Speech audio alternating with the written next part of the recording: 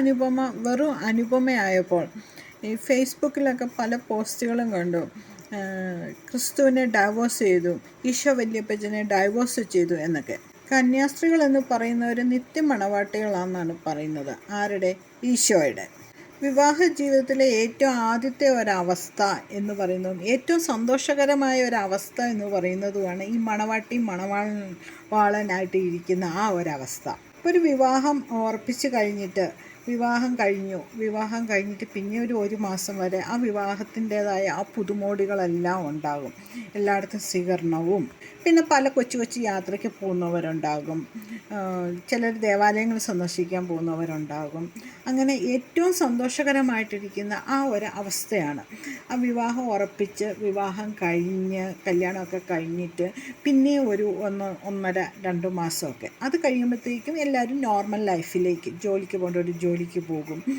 അങ്ങനെ ആ നോർമൽ ഇതിലേക്ക് പോകും. അത് കഴിഞ്ഞിട്ട് പിന്നെ കുട്ടികളുണ്ടാകും, പിന്നെ അതിൻ്റെ ഭാരാബ്ദങ്ങൾ, പിന്നെ അവരെ വളർത്തണം, അവരെ വളർത്തി പഠിപ്പിച്ച് അവരെ വേറെ ഒരു ജീവിതത്തിലേക്ക് വിടണം. അത് കഴിയുമ്പോഴത്തേക്കും വാർദ്ധക്യാവസ്ഥയിലേക്ക് എത്തും. അപ്പോൾ വിവാഹ ജീവിതത്തിലെ ഏറ്റവും മനോഹരവും സുന്ദരവുമായ ഒരു സമയമാണ് ഈ മണവാളൻ മണവാട്ടി ആയിരിക്കുന്ന അവസ്ഥ.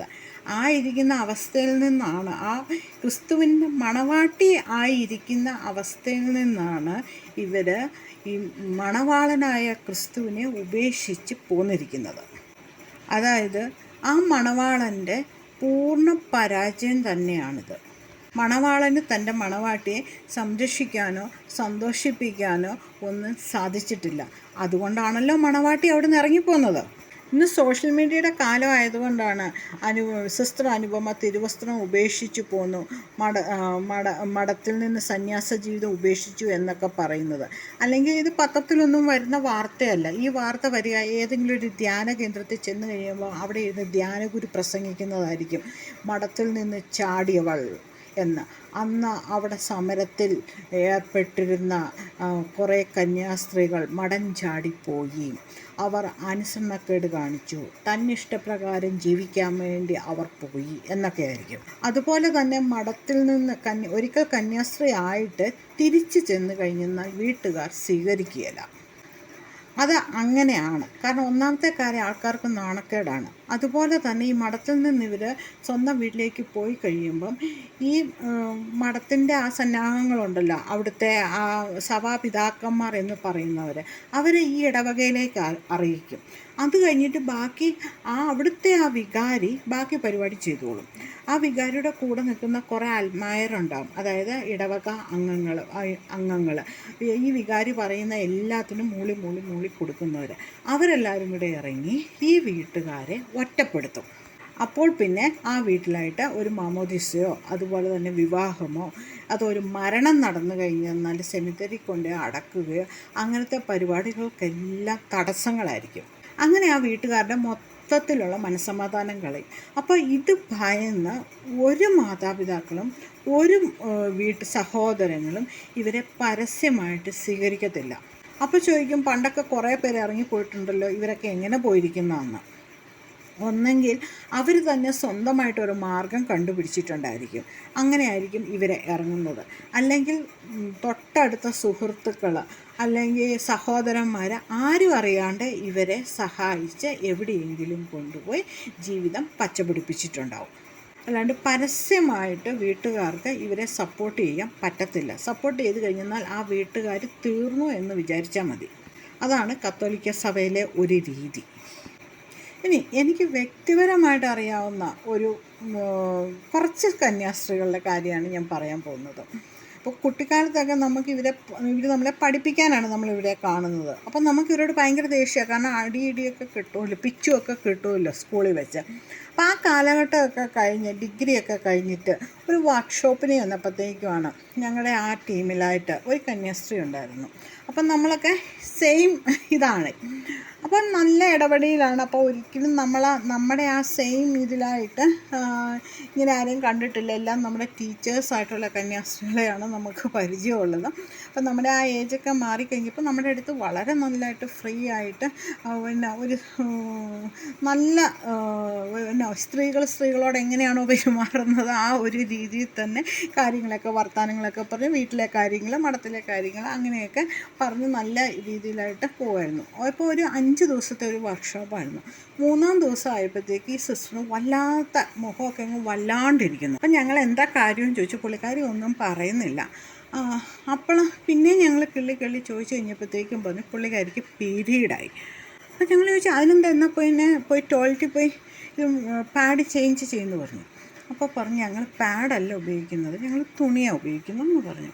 ശരി, ഓക്കെ. ഞങ്ങളുടെ കൂട്ടത്തിലും ആ കാലഘട്ടങ്ങളിലൊക്കെ നമ്മൾ തുണി ഉപയോഗിക്കുന്നവരുണ്ട്, പാഡ് ഉപയോഗിക്കുന്നവരുണ്ട്, രണ്ടും കൂടെ മിക്സ് ചെയ്ത് ഉപയോഗിക്കുന്നവരുണ്ട്. അപ്പോൾ പറഞ്ഞു ശരി അതെടുത്ത് വയ്ക്കുക എന്ന് പറഞ്ഞു. അപ്പോഴാണ് ഈ സിസ്റ്റർ പറയുന്നത് എനിക്ക് 2 പാൻറ്റീസേ ഉള്ളൂ. ഞങ്ങൾ പറഞ്ഞു എന്താ സിസ്റ്റർ കൂടുതലെടുക്കാത്ത, ഈ 5 ദിവസത്തെ വർക്ക്ഷോപ്പല്ലേ, അപ്പോൾ നമ്മളിപ്പോൾ ഒരു 5 എണ്ണമെങ്കിലും കരുതണ്ടേ, ഓരോ ദിവസവും ഓരോന്ന്. അപ്പോൾ ഡേറ്റ് ആവുകയാണെങ്കിൽ നമ്മൾ കുറച്ചും കൂടെ കരുതണ്ടേ എന്ന് ചോദിച്ചു. അപ്പോൾ സിസ്റ്ററിൻ്റെ മുഖമൊക്കെ അങ്ങ് വല്ലാണ്ടായി. എന്നിട്ട് പറഞ്ഞു അത് ഞങ്ങൾക്കേ 2 അണ്ടർ ഗാർമെൻറ്റ്സ് ഒരു വർഷം തരത്തുള്ളൂ എന്ന്. ശരിക്കും പറയുകയാണെങ്കിലുണ്ടല്ലോ ഒന്നും അല്ലാണ്ടായിപ്പോയ ഒരവസ്ഥയാണ് ആ ഒരു ഉത്തരം കേട്ടപ്പോൾ. അപ്പോൾ ഞങ്ങൾ ചോദിച്ചു അതെന്താ അങ്ങനെ, നിങ്ങളുടെ ഈ മദറൊക്കെ സ്ത്രീകളല്ലേ, അവർക്ക് അറിഞ്ഞുകൂടെ ഈ 2 പാൻറ്റീസും കൊണ്ടും 2 ബ്രേസറും കൊണ്ടും നമുക്ക് ഒരു വർഷം നിൽക്കാൻ പറ്റത്തില്ലെന്ന്. അപ്പോൾ ആ സിസ്റ്റർ പറഞ്ഞു ഞങ്ങൾ ദാരിദ്ര്യവ്രതം എടുത്തിട്ടുള്ള, അപ്പം ഞങ്ങൾ ദാരിദ്ര്യത്തിൽ വേണം കഴിയാൻ എന്ന്. അപ്പോൾ പുറത്ത് ഇവർ ഭയങ്കര പോളിഷ്ഡാണ്, നല്ല ഉടുപ്പുണ്ട്, നല്ല ചെരുപ്പുണ്ട്, നല്ല ബാഗുണ്ട്, പിന്നെ സ്റ്റീൽ മാലയാണ് ഇട്ടിരിക്കുന്നത്, സ്വർണ്ണമൊന്നുമല്ല, പിന്നെ കയ്യിലൊരു വാച്ചുണ്ട്, പിന്നെ പിന്നെ നല്ല പൗഡർ, സോപ്പ് എല്ലാം ഇവർക്കുണ്ട്. പക്ഷേ ഏറ്റവും അത്യാവശ്യമായ സാധനമാണെന്ന് ഞാൻ വിശ്വസിക്കുന്നത് ഈ ഒരു സ്ത്രീക്ക് സംബന്ധിച്ചിടത്തോളം ഈ പാൻറ്റീസ് വേണം. ഒരു 5-6 എണ്ണമെങ്കിലുമൊക്കെ നമുക്ക് ഒരു വർഷം, അതൊക്കെ ഒരു മിനിമമാണ്, നമുക്കിത് വേണം. ഇതുപോലും കൊടുക്കാണ്ട് ഒൺലി 2 എണ്ണമാണ് കൊടുക്കുന്നത്. പ്രത്യേകിച്ച് സ്ത്രീകൾക്കറിയാം ഈ പീരീഡിൻ്റെയൊക്കെ സമയത്ത് നമ്മൾ പാഡ് വെച്ചാൽ കൂടി അതൊക്കെ ലീക്കാവുന്ന അവസ്ഥകളുണ്ട്. അപ്പോൾ ഈ പാൻറ്റീസിൽ പറ്റും, പിന്നെ കഴുകിയിടണം. ഈർപ്പമുള്ള ഈ സാധനം നമ്മൾ ഉപയോഗിച്ച് കഴിഞ്ഞെന്നാൽ അവിടെ ഹിച്ചിങ് ഉണ്ടാവും. ഇതൊക്കെ അറിയാവുന്ന കാര്യമാണ്. അതുപോലെ തന്നെ മഴക്കാലത്ത് നമ്മളൊരു ബ്രേസർ ഒരെണ്ണം കഴുകിയിട്ട് കഴിഞ്ഞെന്നാൽ അത് പിറ്റേ ദിവസം ഉണങ്ങി കിട്ടണമെന്നില്ല, അതിൻ്റെ എലാസ്റ്റിക്കിൻ്റെ അവിടെയൊക്കെ നനവ് കാണും. ഈ സാധനം ഇട്ട് കഴിഞ്ഞെന്നാൽ അവിടെ എല്ലാം ചൊറിയും. അപ്പം ഞങ്ങൾ ചോദിച്ചു ഇതൊക്കെ നിങ്ങൾക്കും അറിയാവുന്നതല്ലേ, നിങ്ങൾ നിങ്ങളുടെ മദറിനോട് പറഞ്ഞ് അവരുടെ ഏറ്റവും വലിയ ആൾ പ്രൊവിൻഷ്യൽ മദറെങ്ങാണ്ട്, പ്രൊവിൻഷ്യൽ അമ്മയെങ്ങാണ്ട് അവരോട് പറഞ്ഞ് നിങ്ങൾ ഇതിനൊരു തീരുമാനം ഉണ്ടാക്കിക്കൂടെ, ഇവരൊക്കെ സ്ത്രീകളല്ലേ. അപ്പോഴാണ് പറയുന്നത് ഞങ്ങളുടെ കാര്യങ്ങളൊക്കെ തീരുമാനിക്കുന്ന സഭാപിതാക്കന്മാരാണ്. അപ്പോൾ ഞങ്ങൾ ചോദിച്ചു ഈ സഭാപിതാക്കന്മാരാരാ?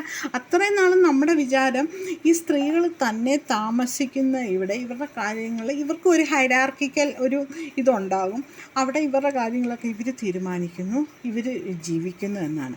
അന്നാണ് നമ്മൾ മനസ്സിലാക്കുന്നത് ഈ സഭാപിതാക്കന്മാരെന്നും പറഞ്ഞുകൊണ്ട് കുറേ ബിഷപ്പും കുറേ വൈദികരും ഒക്കെ ഉണ്ട്, ഇവരൊക്കെ ആണുങ്ങളാണേ, അവരാണ് ഈ പെണ്ണുങ്ങളുടെ കാര്യങ്ങൾ തീരുമാനിക്കുന്നത്. ഇവരെന്തൊക്കെ ഇടണം, എന്തൊക്കെ ഉടുക്കണം എന്നൊക്കെ. ശരിക്കും അത്രയും വർഷം ഇവരോടുണ്ടായിരുന്ന ദേഷ്യം മൊത്തം അലിഞ്ഞില്ലാണ്ടായി പോയിരുന്ന ഒരവസ്ഥയായിരുന്നത്. ഒരു സമയം നമുക്കൊന്നും പറയാൻ പറ്റത്തില്ല ഇവരിങ്ങനെ അടിമത്തത്തിലാണ് ജീവിക്കുന്നത് എന്നുള്ളത്. കാരണം അവരാണ് തീരുമാനിക്കുന്നത് ഇവരെത്ര സാധനങ്ങൾ എങ്ങനെയൊക്കെ ഉപയോഗിക്കണം എന്നൊക്കെ. അപ്പോൾ കുറേ നേരത്തെ ഷോക്ക് കേട്ട് കഴിഞ്ഞപ്പോഴത്തെ ഷോക്ക് ഉണ്ടല്ലോ, അത് കഴിഞ്ഞപ്പോഴത്തേനുമാണ് ഞങ്ങളുടെ കൂട്ടത്തിലെ പലരും പിന്നെ ഇരുന്ന് ഇങ്ങനെ ഡിസ്കസ് ചെയ്യാൻ തുടങ്ങി. എല്ലാവരുടെയും വീട്ടിലിരുന്ന് പറയുന്ന ഒരു കാര്യമാണ് ഇവരെ ഈ അച്ഛന്മാരുടെയും പാതിരിമാരുടെയും പിന്നെ അതുപോലെ തന്നെ വലിയ വലിയ ആൾക്കാരുടെ ഈ പാതിരി ഇതിലെ മൂത്ത പാതിരിയുടെയും മെത്രാന്മാരുടെയും ഇവരുടെയൊക്കെ ഇവരുടെയൊക്കെ ലൈംഗിക അടിമകളാണെന്നൊക്കെ എല്ലാവരുടെയും വീട്ടിൽ അറിയാവുന്ന കാര്യമാണ്. എല്ലാം ഇവരിങ്ങനെ നമ്മൾ തന്നെ ഇരുന്ന് ഡിസ്കസ് ചെയ്തു. ഇത് ഒരു ദിവസമായിരുന്നത്. ഈ ഫ്രാങ്കോയുടെ കേസിൽ എന്തുകൊണ്ടാണ് ഫ്രാങ്കോനെ വെറുതെ വിട്ടത്? റേപ്പ് ചെയ്തു എന്ന് തെളിയിക്കാൻ പറ്റാത്തതുകൊണ്ടല്ലേ? അതിനർത്ഥം ഇവർ ലൈംഗിക ബന്ധത്തിൽ ഏർപ്പെട്ടിട്ടില്ല എന്നൊന്നുമില്ല. 2 പ്രായപൂർത്തിയായ സ്ത്രീയും പുരുഷനും ലൈംഗിക ബന്ധത്തിൽ ഏർപ്പെട്ട് കഴിഞ്ഞെന്നാൽ രാജ്യത്തിൻ്റെ നിയമം അനുസരിച്ച് തെറ്റൊന്നുമല്ല. ഈ കത്തോലിക്ക ക്രിസ്ത്യൻ ഇതിലനുസരിച്ചും തെറ്റൊന്നുമല്ല. പക്ഷേ ഒരു പ്രീസ്റ്റ്ഹുഡിലിരിക്കുന്ന ആൾ പുരോഹിതൻ എന്ന് പറയുന്ന ആൾ കത്തോലിക്ക സഭയിലായിട്ട് ബ്രഹ്മചാരി ആയിരിക്കണമെന്നുണ്ട്. അതുപോലെ തന്നെ കന്യാസ്ത്രീ എന്ന ഇതിലായിട്ടിരിക്കുന്ന ഒരു വ്യക്തിയും അത് കന്യകയായിട്ട് ഇരിക്കണമെന്നാണ് വെയ്പ്പ്. അപ്പോൾ എല്ലാവരും ഈ വ്രതം പാലിക്കുന്നുണ്ടോ എന്നൊന്നും നമുക്ക് പറയാൻ പറ്റത്തില്ല. കന്യാസ്ത്രീകളുടെ കാര്യത്തിലാണെങ്കിൽ, സ്ത്രീകളുടെ കാര്യത്തിലാണെങ്കിൽ മെഡിക്കൽ ടെസ്റ്റ് നടത്തിയെന്ന് അറിയാൻ പറ്റും. പക്ഷേ ഈ പുരുഷന്മാരുടെ കാര്യത്തിൽ അത് നടക്കത്തില്ല. ആ സാധനം തേഞ്ഞൊന്നും പോകത്തില്ലല്ലോ. 10-20 വർഷത്തിൽ കൂടുതൽ നാളായി ഞങ്ങൾ റെൻറ്റഡ് ഹൗസിലാണ് താമസിക്കുന്നത്. അപ്പം ചിലപ്പോൾ 2 വർഷം കൂടുമ്പോഴൊക്കെ വീട് മാറേണ്ടി വരും. ഇത്രയും വർഷമായിട്ട് ഒരിടത്തും റെൻ്റൽ എഗ്രിമെൻറ്റ് നടത്തുമ്പം ആ ഉടമസ്ഥന് ആ വീടിൻ്റെ ഒരു മുറി വേണമെന്നും ഉടമസ്ഥനും ആൾക്കാർക്കും വന്ന് താമസിക്കാനുള്ള അനുവാദം വേണമെന്നുമുള്ള ഒരു റെൻ്റൽ എഗ്രിമെൻറ്റ് ഞാനിതുവരെ കേട്ടിട്ടില്ല. ഇത് കേട്ടിട്ടില്ല എന്ന് പറഞ്ഞ് കഴിച്ച് ഇതുവരെ കണ്ടിട്ടും കൂടിയില്ല. പിന്നെ ആകെ മൊത്തം അങ്ങനെ ഒരു സംഭവം കണ്ടിരിക്കുന്നത് നമ്മുടെ തുരുപ്പുകുലാൻ എന്ന് പറയുന്ന സിനിമയ്ക്കകത്തായിട്ട് പറയുന്നുണ്ട്. എൻ്റെ മുതലാളിക്ക് വന്നിവിടെ വിശ്രമിക്കാൻ ഒരു മുറിയും മുതലാളിയുടെ വാഹനത്തിനെ ഇവിടെ പാർക്ക് ചെയ്യാനും അതിന് ഇന്ധനം നിറയ്ക്കാനുമുള്ള സൗകര്യവും കൂടെ വേണമെന്നും പറഞ്ഞുകൊണ്ട് ഒരു എഗ്രിമെൻ്റ് ആ സിനിമയും ഞാൻ കണ്ടിട്ടുണ്ട്. ഈ ജലന്ധർ ബിഷപ്പ് ഇട്ടിരിക്കുന്ന റെൻ്റൽ ഡീല് കണ്ടു കഴിഞ്ഞെന്നാൽ എന്തോ ഈ പറയുന്നത്. അപ്പോൾ എല്ലാ മഠങ്ങളും ഇങ്ങനെ റെൻ്റഡ് ആണോ?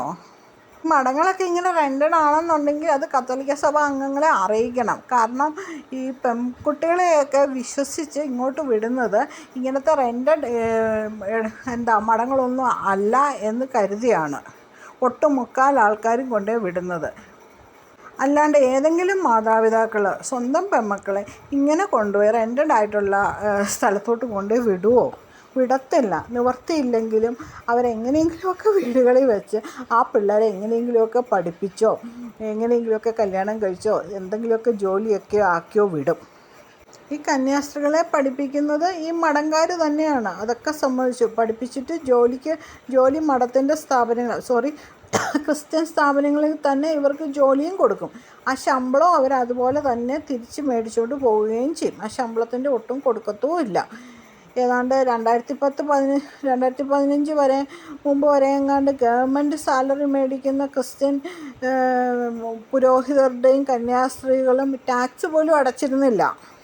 അങ്ങനെ കിട്ടാവുന്നിടത്തുനിന്നൊക്കെ കാശ് ഞങ്ങൾ എങ്ങനെയെങ്കിലുമൊക്കെ മേടിച്ച് സഭാപിതാക്കന്മാർ എന്ന് പറയുന്ന ആ ടീമുകളെ അടിച്ച് പൊളിച്ച് നടക്കുകയും ചെയ്യും.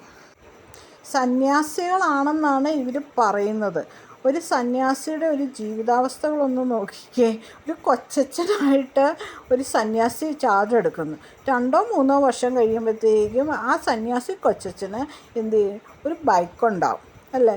അത് കഴിഞ്ഞ് വികാരിയായി കഴിയുമ്പോഴത്തേക്കും ആ 2 വീലർ മാറി 4 വീലറാവും. പിന്നെ മുന്നോട്ട് പോകുന്നതനുസരിച്ച് ആ 4 വീലറിൻ്റെ ഓരോരോ സ്വഭാവങ്ങൾ മാറും. ഇതിനെയാണോ ഈ സന്യാസമെന്നും ഈ ദാരിദ്ര്യവ്രതമെന്നും ഒക്കെ പറയുന്നത്? പക്ഷേ ഇവിടെ സ്ത്രീകളെ അടിച്ചമർത്തിയിട്ടിരിക്കുന്നതിൻ്റെ ഒന്നാന്തരം തെളിവാണ് ഒരു അണ്ടർ ഗാർമെൻറ്റ്സ് പോലും ആവശ്യത്തിന് പ്രൊവൈഡ് ചെയ്യുന്നില്ല എന്നുള്ളത്. അത് ചിലപ്പോൾ ഈ പാതിരിമാർക്ക് ആവശ്യമില്ലാത്ത സാധനമായിരിക്കാം. അതുകൊണ്ടായിരിക്കണം ഈ സ്ത്രീകൾക്കും അത് അനുവദിച്ച് കൊടുക്കാത്തതെന്നാണ് എനിക്ക് തോന്നുന്നത്.